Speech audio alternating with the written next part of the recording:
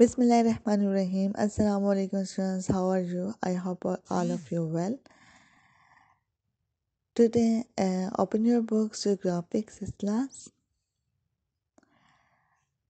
Chapter number 1 है हमारा earth as a planet, यानी अर्थ एक सियारा है।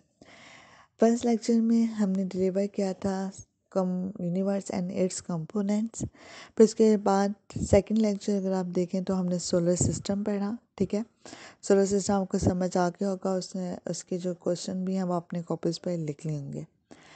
थर्ड जो आपको कल मैंने लेक्चर दिया था उसके अंदर था size of the earth and shape of the earth. वो दोनों चीज़ें आपने याद कर ली होंगी, साइज़ ऑफ द अर्थ और शेप ऑफ द अर्थ याद करने के बाद अब जो है हम पॉइंट करते हैं आज का जो लेक्चर है। Open your books page number 9, solar system and lunar Eclipse. Solar system और लूनर इक्लिप्स के बारे में पढ़ते हैं। सोलर कहते हैं सूरज को और लूनर कहते हैं चाँद को। एक्लिप्स यानी ग्रहण, सूरज और चाँद ग्रहण आज पढ़ेंगे।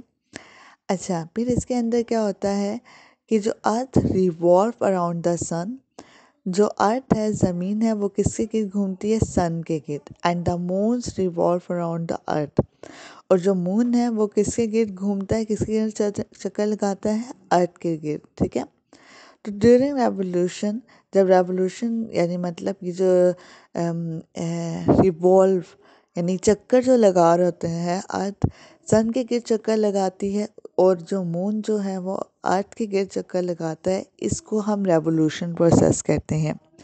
ये रेवोल्यूशन कब होती है? समटाइम्स मून जो चांद है comes between sun and earth. जब जो चांद है वो सूरज और ज़मीन के दरमियान में आ जाए तो इट्स कास्ट इज शेडो। अगर आप ये देखें कि मून अर्थ के दरमियान में आ गया है, सन और अर्थ के दरमियान में क्या आ गया? मून आ गया है, तो ये आ गया आपका सोलर इक्लिप्स। ठीक है, इसकी वजह से क्या होता है कि and cast it shadow on the earth, और ज़मीन के ऊपर एक शेडो यानी मतलब साया पड़ जाता है।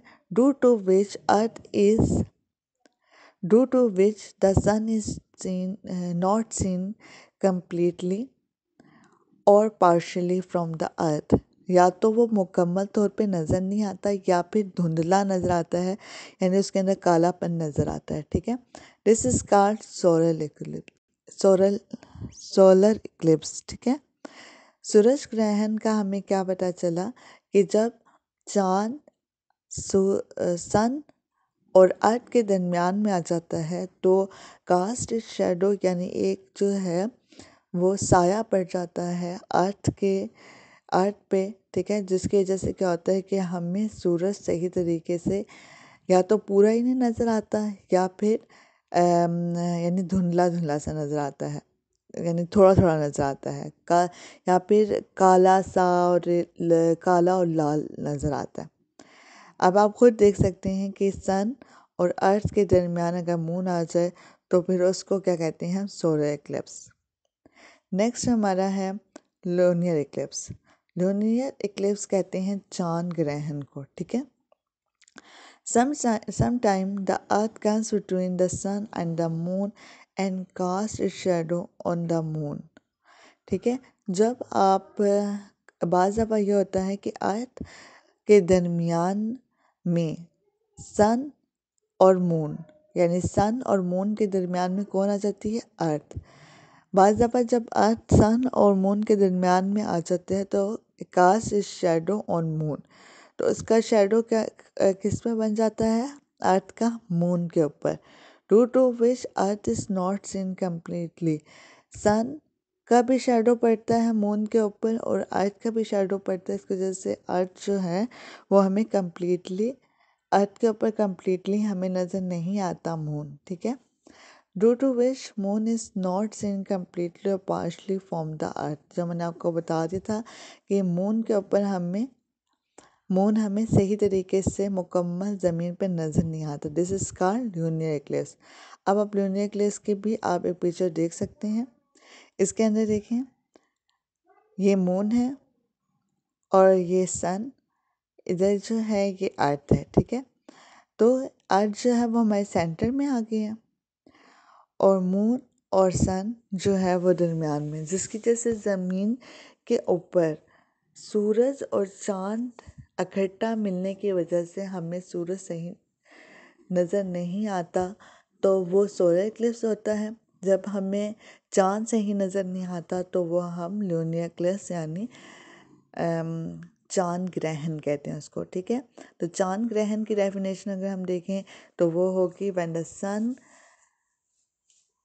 when the earth comes between the sun and moon is called lunar eclipse। और सोलर इक्लिप्स की अगर हम डेफिनेशन देखें तो सोलर इक्लिप्स की डेफिनेशन है when moon come between the earth and the sun is called solar eclipse. So open your book notebooks. अब हम नोटबुक वर्क करते हैं। आज की डेट लिखें, होमवर्क है आपका थर्सडे। नंबर 1 पेज नंबर आपका 15 है। Question number 4 how does lunar and solar eclipse. Answer लिखें। लूनियर इक्लिप्स यानी चांद ग्रहण when earth comes between the sun and the moon there is called lunar eclipse. So एक line skip करके आपने double line heading solar eclipse की देनी है। When the moon comes between the earth and the sun there is a solar eclipse. ठीक है, इंशाल्लाह आपको ये समझ आ गया कि इसे अपने कॉपीज पर लिखना है और याद भी करना है। अल्लाह हाफिज़।